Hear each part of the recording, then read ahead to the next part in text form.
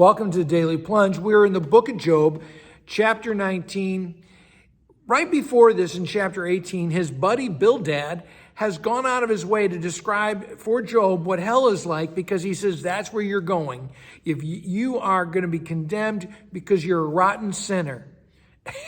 And Job says, how long are you're going to bless me with these words of comfort? No, they're tormenting him, because he's not coming at it. They're not bringing a word of grace. They're bringing the law. They are bringing a word of accusation and condemnation. And he says, 10 times you've done this. You shamelessly attack me. Verse 4, if I have sinned in my error, I get that. But he says, but you are using my humiliation to exalt yourself. Just like, works righteous, self-righteous folks say, I do this and that, but at least I'm not that bad of a sinner. And the thing is, they think that there's a sliding scale of God's justice. We go on in verse 6. I know that God has wronged me. The word really has committed an injustice against me. And he's drawing a net. And Job is clear that God is behind all this. He says in verse 7, I cry out violence and there's no justice. And the violence is coming from God. And he talks about, he blocks my way. He shrouds my paths. He stripped me of honor. He tears me down, uproots my hope. God is just breaking him down, he says. And then he moves from there in verse 13 to talk about how the brokenness, the humiliation that he feels is breaking all his relationships with his family, with his friends. His own wife can't stand his breath, and all his intimate friends detest me.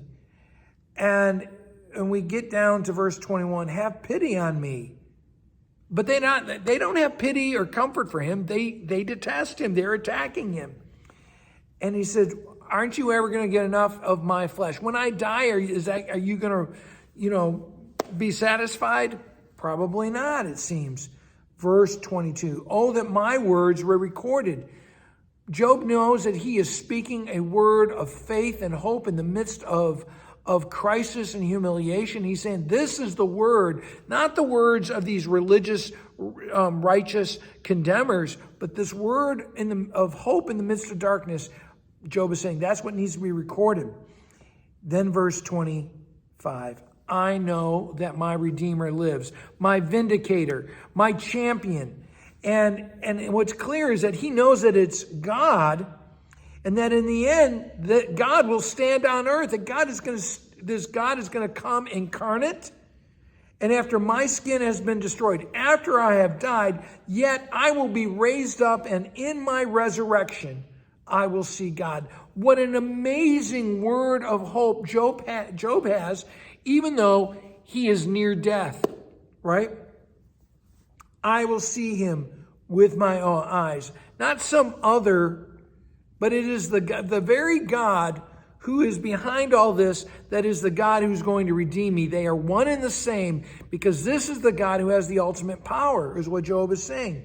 How my heart yearns within me to meet him. And then Job turns to his friends and say, you need to listen up. You should fear that the same judgment that comes upon me will come upon you.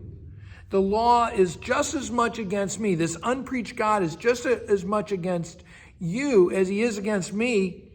And the law is not wrong in assuming what it demands, but the law cannot give hope. That's what he's trying to tell these people over and over again. The law, deeply hidden, conveys the revelation to Job that he will still see his Redeemer, incarnate and crucified and resurrected. Thanks, friends. Have a blessed day.